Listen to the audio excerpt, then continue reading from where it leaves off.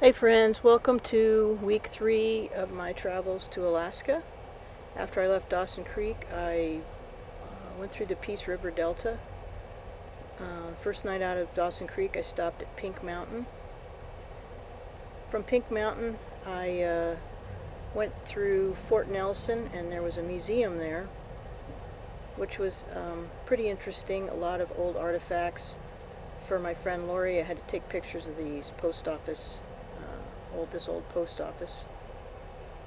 From there I went to Toad River, and this campground was fabulous. My favorite place so far. Missy's overlooking the lake that was right behind us, or where my site was.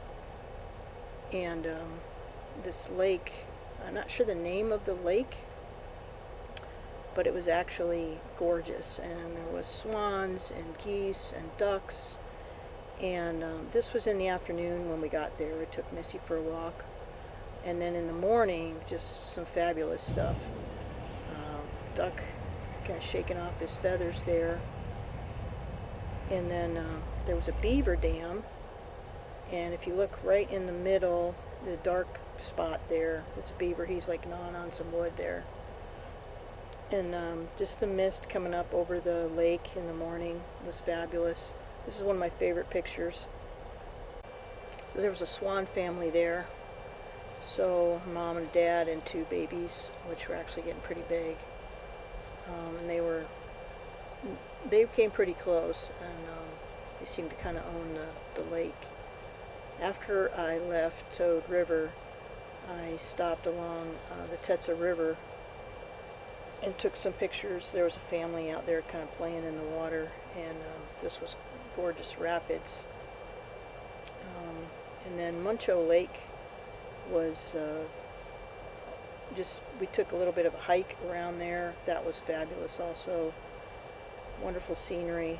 So the next part of the drive is when I started to see some wildlife. This is a young male elk, and he's just out wandering by the road by himself.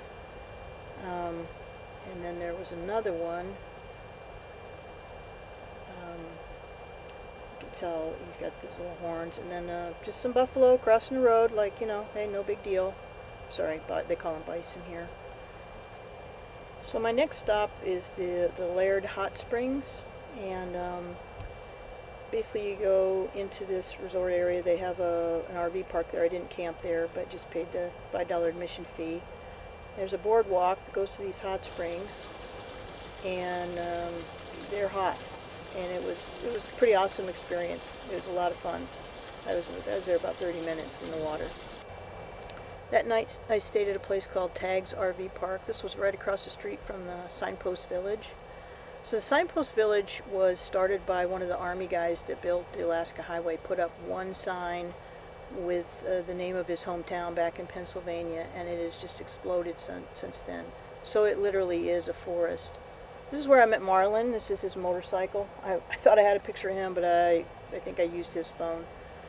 You can see he doesn't really have that much stuff. So you do see a lot of motorcycles, mostly traveling in groups. And there's just really all manner of conveyances. I saw at least a half a dozen bicyclists. You'll see a couple here on the left go by. All the bicyclists I saw were heading south, which I assume is because of the season, trying to beat the cold weather back. And then I saw this thing at the Walmart parking lot, and I don't know how to classify it. Is it a truck camper? Is it a tank? Yeah, I guess you could go anywhere in that thing. So the next morning at Tags, there was a beautiful sunrise. And I went next door to the Signpost Village again, and I put up my sign, Wellington, Ohio. That's where I'm from. And once I did that, then I moved on, and we stopped at a place called Rancheria Falls, and we took a little trail. There was a boardwalk. It was really a beautiful trail, full of mosquitoes, but it was beautiful.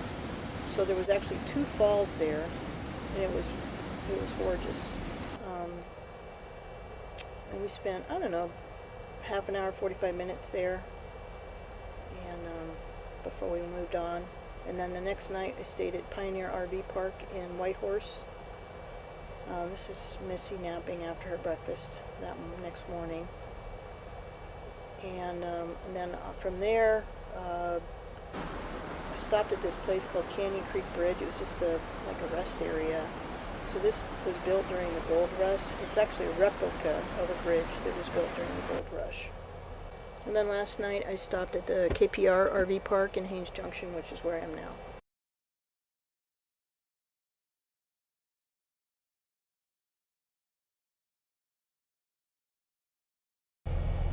Hey friends, almost 3 weeks into my trip. I'm gonna put this video out a little early because the further north that I head, the further remote things get and the harder it is to get good Wi-Fi or cell reception. So I want to get this out before I get any further. I'm a day or two from getting to Alaska, depending on how things go. Right now I'm in Haines Junction in the Yukon, which is the park I'm at is not really a park, it's more of a parking lot, but the views of the mountains are pretty amazing that are around me. The Kluane, I'm not sure if I'm pronouncing it correctly, but it's one of the Canadian national parks, which is basically surrounding this area. So my takeaways, to kind of pick up where I left off last week, talking about James, the book of James, where he says, I'm looking at some notes here, whereas you do not know what will happen tomorrow, for what is your life? It is even a vapor that appears for a little time and then vanishes away. And, I know that God has determined my days. I don't get to choose the number of days I have. I mean, I have certain choices that I can make to put more life in the days that I have, rather than extending the life, which I try to do that because I want to finish the race strong.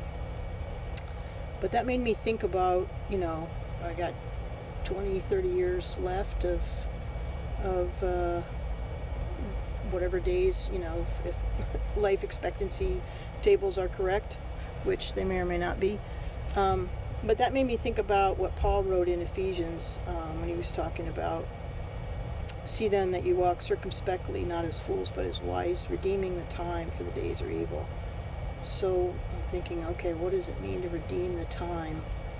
I think in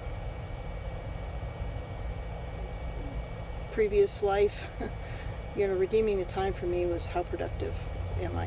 How much am I getting done on my to-do list? What am I accomplishing? And the older I get, the more I realize that there's a lot more to it than that. It's more, what's going on in your heart. It's more, like I said last week, who you're becoming, and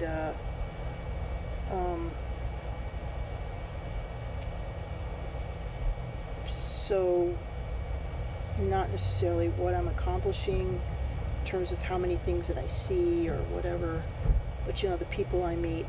I had an interesting meeting with sorry, that noise is, there's a car wash like right next to me, so I'm sorry if that noise is pretty loud. Let me see if I can fix this here. So lost my train of thought. the interruptions to life, which we view as interruptions, may not be interruptions at all. There's a quote from C.S. Lewis I really like. I'll read it here. So C.S. Lewis, the great thing, if one can, is to stop regarding all the unpleasant things as interruptions of one's own or real life. The truth is, of course, that what one calls the interruptions are precisely one's real life, the life God is sending one day by day. So, yesterday I was setting the camper up, and I was trying to connect the water hose to the camper, and there's a little door that you got to open, and then you screw the hose into the into the camper, and because it was so windy here when I got here, and I'm standing on this step stool so I can reach, and this little door kept whapping me in the head, and I was like, well, this is an interruption. This is very frustrating. Like, what is God trying to do right now? And I think that's all about patience. It's all about not getting frustrated and just dealing with the moment. We all like this verse. A lot of people really like the verse in Romans where Paul writes, and we know that all things work together for good to those who love God, to those who are called according to his purpose. And we stop there. So this thing flapping me in the head, all things work for my good. How is this thing flapping me in the head working for my good? And it goes on to say, for whom he foreknew, he predestined to be conformed to the image of his Son, that he might be the firstborn among many brethren. So I think this whole idea of being conformed to Jesus through these interruptions, through life's unexpected moments. I remember what I was going to say before the car wash guy started. I had a nice encounter meeting with a guy outside Signpost Village. His name is Marlon. He was riding a motorcycle up the Alaska Highway. He's in his 60s, so he's my age. And he's tent camping. And he's riding like 400 miles a day. Crazy. And he's a believer. We were able to pray together, and it was just it was a neat meeting. And I think it's those kinds of things that sometimes I am guilty of just sort of skipping or glossing over, or, and it's those kinds of things that I'm really beginning to appreciate. And then the last thing that you'll see you saw in the videos was just amazing, God's amazing creation. And as of course, pictures and videos don't do it justice. Just when you're doing this in person, you're seeing it in person. And it made me think about Job, and when he says in Job, and these are the mere edges of his ways, and how small a whisper we hear of him, but the thunder of his power who can understand? And so we see these awesome sunsets in this mountain range and these waterfalls, and to me they're just awesome. But to think that that's just the mere edges of God's power and majesty is really hard for, obviously, my finite brain to comprehend. So hope you're enjoying these videos. Thanks again for your prayers, and I'm going to get this out, and then I don't know when I'll be able to get the next one out. I see Missy behind me. But thanks for your prayers, and I'll see you next time.